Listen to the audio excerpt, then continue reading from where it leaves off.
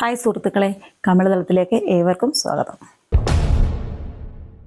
ഇപ്പോൾ 10ാം ക്ലാസ് കഴിഞ്ഞ് എൻ്റെ മാർക്കിൻ്റെയൊക്കെ ബേസിൽ അലോട്ട്മെൻറ്റൊക്കെ നടന്ന് +2 പോകാനിരിക്കുന്ന കുട്ടികളുമായി ബന്ധപ്പെട്ട് കുട്ടികൾക്ക് വേണ്ടിയിട്ടുള്ള ഒരു വീഡിയോ ആണ് ഞാനിപ്പോൾ ചെയ്യുന്നത്.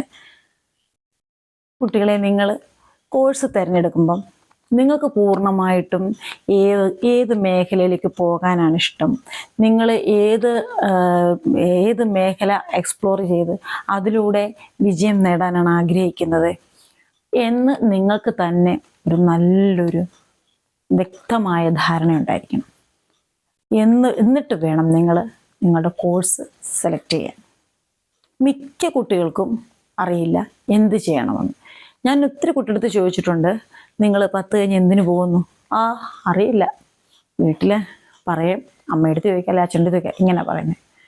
എല്ലാ കുട്ടികളുമല്ല, ഒരു 25% കുട്ടികളും അവർക്കൊരു കാഴ്ചപ്പാടുണ്ട് ഭാവിയെ പറ്റി. പക്ഷേ ബാക്കി 75%-ഉം എന്ത് ചെയ്യണമെന്ന് അറിയത്തില്ല. പേരൻസ് പറയുന്നത് കേട്ട് പോകാൻ പോവുക. അതിപ്പം പേരൻസിൻ്റെ കുറ്റമല്ല. അവരെ എന്തെങ്കിലും മറ്റുള്ളവരൊക്കെ എടുത്തേക്കുന്ന ഒരു കോഴ്സ് നോക്കിയിട്ട് അതിലൂടെ വിജയിച്ച് നല്ല ജോലിയൊക്കെ കിട്ടിയ പിള്ളേരൊക്കെ നമുക്ക് ചുറ്റുമുണ്ടെങ്കിൽ അവരുടെ കോഴ്സ് പഠിക്കാനായിട്ട് നമ്മുടെ കുട്ടികളുടെ എത്രമാത്രം കപ്പാസിറ്റി ഉണ്ട്, അല്ലെങ്കിൽ അതിൻ്റെ കാലിബറൊന്നും നോക്കാതെ പേരൻസ് പറയും, നീ ഈ കോഴ്സ് എടുത്ത് പഠിക്കുക. കുട്ടി ആഗ്രഹം കൊണ്ട്, ശരി അവരൊക്കെ ചെയ്തില്ലേ, അമ്മ പറഞ്ഞില്ലേ അല്ലെങ്കിൽ അച്ഛൻ പറഞ്ഞില്ലേ, ആ ആഗ്രഹം കൊണ്ട് കുട്ടിയും മുന്തിയും അത് മതി എന്ന് വിചാരിച്ച് മുന്നോട്ട് പോകാൻ ശ്രമിക്കും. ഇതാണ് നമുക്ക് ചുറ്റും കാണുന്നത്. ഈ കുട്ടി ഇങ്ങനെ പോയിട്ട് ഇങ്ങനെ കുറച്ച് നാൾ അല്ലെങ്കിൽ 2 വർഷം പഠിച്ചിട്ട് അതുമായി ബന്ധപ്പെട്ട അടുത്ത കോഴ്സ്, ഈ മേഖലയിൽ തന്നെ ബന്ധപ്പെട്ട അടുത്ത കോഴ്സും പഠിക്കാനായിട്ട് പോകും. ചുരുക്കം പറഞ്ഞ് അവനത് താല്പര്യമുള്ള, അല്ലെങ്കിൽ ആ കുട്ടിക്ക് ആ വിഷയത്തിനോടൊക്കെ താല്പര്യമുള്ളതായിരുന്നില്ല, അതായിരുന്നില്ല അതിൻ്റെ ഉള്ളിലെ ആഗ്രഹവും. പക്ഷെ അത് പറയാഞ്ഞതുകൊണ്ട്, പേരൻസിന് അറിയാൻ മേത്തത് കൊണ്ടും അവർ സെലക്ട് ചെയ്തൊരു കോഴ്സ് കുട്ടിയെടുത്ത് പഠിച്ചു. അതിലൊന്നും ആകാനും പറ്റിയില്ല. ഇത് ഒരു 10, 21, 22 വയസ്സ് കഴിയുമ്പം ഈ കുട്ടി ആരെ പരാതി പറയും? പേരൻസിനോട് പറയും, നിങ്ങൾ കാരണമാണ് ഞാൻ അതൊരു കോഴ്സ് എടുത്തത്, എനിക്കത് ഇഷ്ടമല്ലായിരുന്നു. പക്ഷെ പേരൻസ് കാര്യത്തിൽ നിരപരാധികളാണ്. അവരെന്ത് ചെയ്യാനാ? അവർക്കൊന്നും ചെയ്യാൻ പറ്റില്ല. കാരണം അവർ ഈ കുട്ടിക്കൊരു പ്രത്യേകിച്ചൊരു ആഗ്രഹം, അല്ലെങ്കിൽ കുട്ടിക്ക് പ്രത്യേകിച്ചൊരു ലക്ഷ്യബോധം ഇല്ലായിരുന്നത് കൊണ്ടാണ് ആ പേരൻസ് അങ്ങനെ ഈ കോഴ്സ് എടുക്കുക എന്ന് പറഞ്ഞത്. അതുകൊണ്ട് ഈ ഒരു പഴി മിക്ക പേരൻസും കേൾക്കാനിടയുണ്ട്.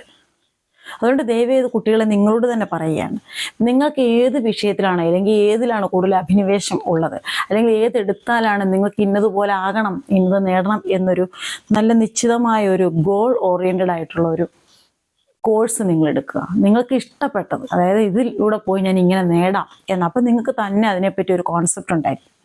അങ്ങനെ നിങ്ങൾ ആ ഒരു സബ്ജക്റ്റ് സെലക്ട് ചെയ്ത് കഴിഞ്ഞ് നിങ്ങൾക്ക് ആ മേഖലയിൽ നിങ്ങൾ തന്നെ പോവുകയും ചെയ്യും. നിങ്ങൾക്ക് പറയാനും പറ്റും, കാരണം ഞാൻ അത് ഇഷ്ടപ്പെട്ടെടുത്തത്. അവിടെ നിങ്ങൾക്ക് ആരും പഴി പറയേണ്ടി വരത്തില്ല.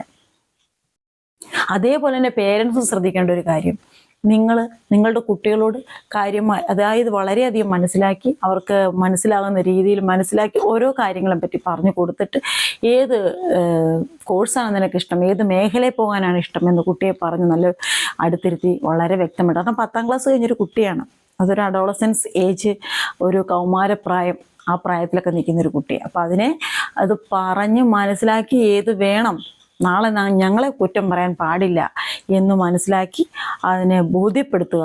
അപ്പോൾ ആ കുട്ടിക്ക് തന്നെ പറയും, എന്നെങ്കിൽ ഇങ്ങനെ പോകാം.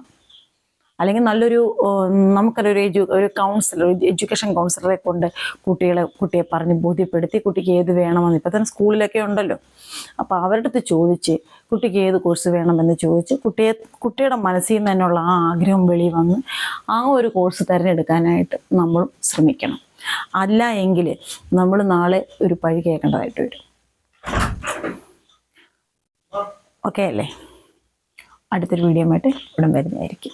എൻ്റെ ചാനൽ എല്ലാവരും സബ്സ്ക്രൈബ് ചെയ്യണം, ഷെയർ ചെയ്യണം, കമൻറ്റ് ചെയ്യണം. Okay, by.